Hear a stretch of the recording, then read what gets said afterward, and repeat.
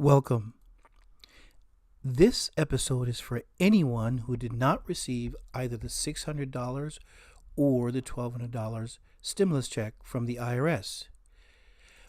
We will make special emphasis for those that are on child support, that is, in order to recover or claim the stimulus check on your tax return using what is called the Recovery Rebate Process. So the IRS put in place a process in which to claim your stimulus check, because as of January 15th, they are no longer sending checks out to citizens. So the recovery rebate process is where you claim your amounts, the $1,200 or the $600, on your tax return. And that has the ability to either reduce your taxes or result in a higher refund. Also, in this episode, we will review the 1040 form and the 1040 SR form where you claim the credit. We'll also point to what we call the rebate intercept fraud.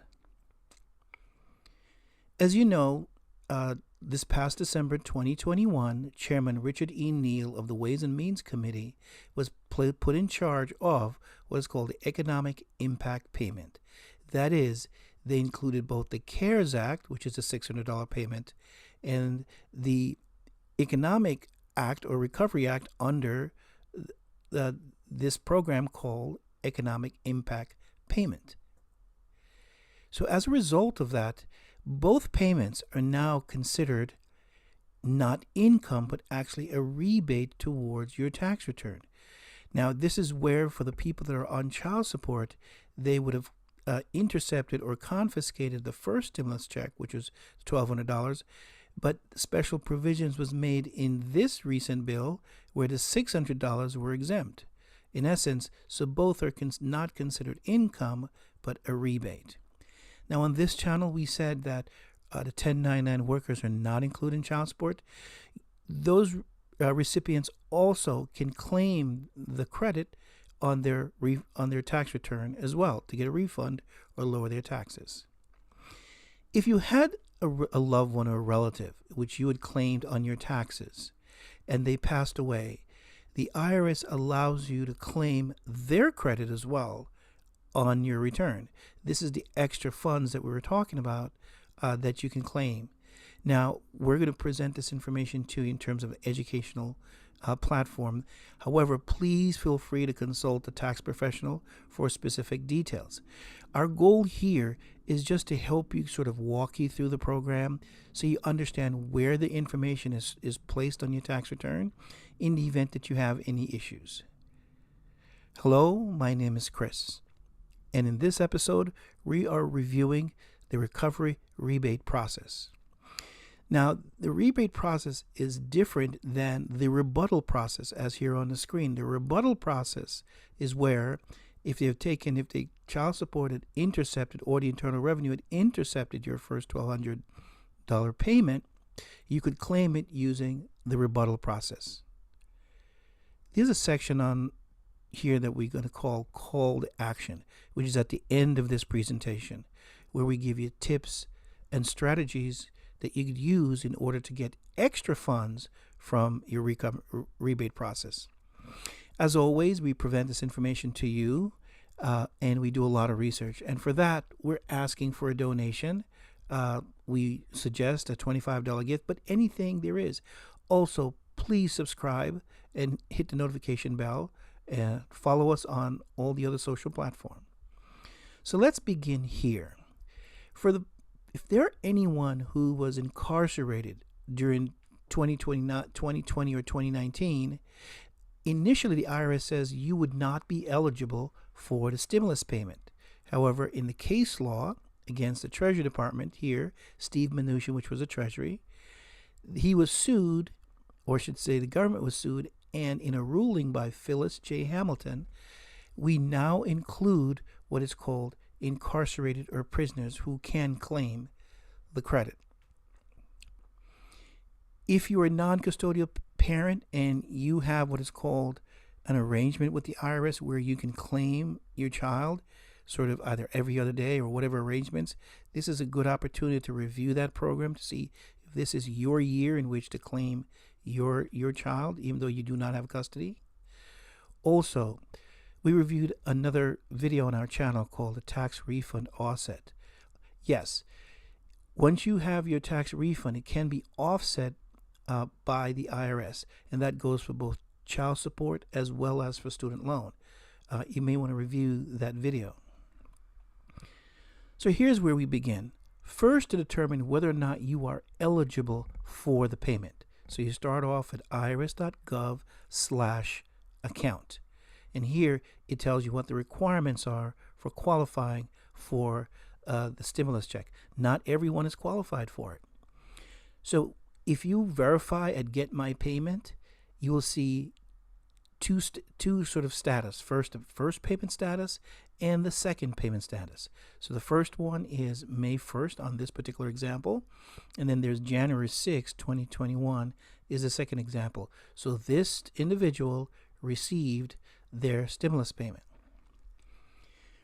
When you are eligible for the stimulus payment, you would get a letter in the mail known as the IRS Notice 1444. That's for the $1,200 check, and the 1444-B. That's for the $600 check. Hold on to this letter. You will add that to your tax return when you file. Now, if you did not receive a notice stating that you were eligible for the tax refund or you were a non-filer, you can go to the IRS and open up an account. Again, IRS.gov/account. And where you can open an account and you can view your account. And there's instructions as to if you're a non-filer, how would you claim the rebate credit. Now, in order to claim the credit for the stimulus, it's found, you put the entry on what is called the 1040 and the 1040 SR forms. And it's found on page 59 of the worksheet. And we will cover that in this episode. So here's where you start. If you're going to claim the stimulus payments on your tax return, you start here. This is the 1040. And again, consult a tax professional if there's any questions or issues on this, or you can always send us an email. So you put your information here, obviously your name, Social Security, address. Next, you want to update what's called the Part 2 section. The Part 2 section is where you put dependents and all of your tax payments and credits. We won't go over all of the boxes here because this is not a tax class, but more of where the numbers fall. So the dependents is where you can claim the dependent credit. So depending on how many dependents you have and the definitions for the dependent, they would go here in box 2, which will then increase the ability to capture the $600 for the dependent credit. So here is the worksheet, and it's called the Recovery Rebate Credit Worksheet, and everything from this form goes to line 30 of the 1040, and it's found on page 59.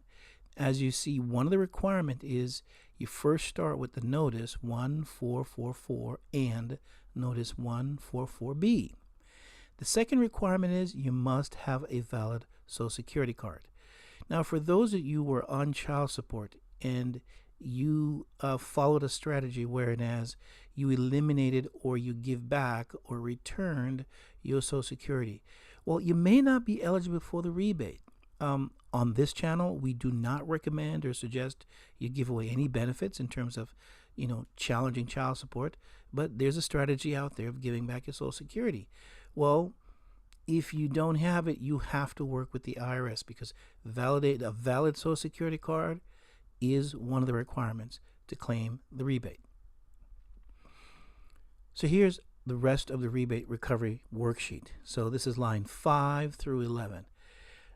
So you start off with the first income economic payment. Again, they're calling the CARES Act, which is the first one, part 1 of the income economic payment. And it goes here on line 5. But also on line 6 through 9 is where, remember, if you fill out that top portion with the dependents, here's where you claim those additional dependents in these boxes. Likewise, in line 8 is where you put the second stimulus check that you receive the $600, and you flow through this chart. And again, this is for illustration purposes. Your number is going to be slightly different, or maybe drastically different, depending on what you calculate on box 2. But this is where it goes. Next, these are lines 16 through 21. Again, the numbers flows through through this form. So you would answer these questions again relating on your tax situation that will result in either a larger credit or even a smaller credit. Now, all of that calculations from page 59 of the worksheet goes back on line 30 of your 1040 form. So this line, which is now added with all the other credits, such as the education credits and all the rebate credits, goes on this line. So this will have the ability to either give you a much higher tax refund, or it will reduce your tax liabilities. And that is why this is called a Recovery Rebate Credit. So now here is my opinion. The economic package of December 2021 claimed that the tax laws were changed such that the IRS will release these credits or payment checks to you and then have the ability to reclaim them on your 2020 tax return. They went on to say that these payments will be free from garnishment. However, my opinion, that is wait to be seen. We understand that the $600 should not be subject to garnishment. The $1,200, they took that already. Now the next series of stimulus check, will they protect it? And as I say here, let's see what happens. So here we are at a section called Call to Action. So in this segment, we talk about the tips and the strategies. So in order to claim the refund, find out from the IRS website, were you qualified for it, or did you receive a portion of it, but the calculation was not accurate? Remember, it was based on the prior year's tax returns. If you haven't filed a 2018 or 19, then there was a guesstimate. Here is where you can do an accurate filing to understand the credit that you will receive. Next, the tax recovery has the ability to decrease any taxes that you may owe, but also has the upside to increase your tax refund. So that's why the rebate credit. And finally, this is placed on the 1040 or the 1040 SR form. So this year, if you want to do it by yourself, there's tax softwares that you can use. I just walk you through how you would review the form. But there's always professional services out there in which that you can take advantage of.